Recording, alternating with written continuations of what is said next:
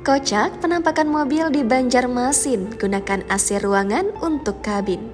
Viral melintas di jalan kota Banjarmasin, sebuah mobil yang menggunakan AC ruangan untuk mendinginkan kabin.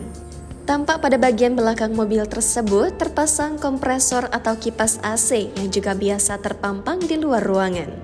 Penampakan mobil dengan menggunakan AC ruangan tersebut viral di TikTok usai diunggah oleh akun @ekayuliani90 pada Minggu 15 Oktober kemarin. Diketahui pemilik mobil tersebut adalah seorang pria asal Pamatang, Kalimantan Selatan. Adapun untuk jenis mobil yang digunakan adalah Carry berwarna hitam.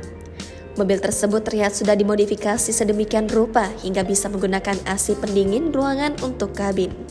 Dan benar saja, setelah dicek mobil tersebut memiliki dingin layaknya ruangan ber-AC.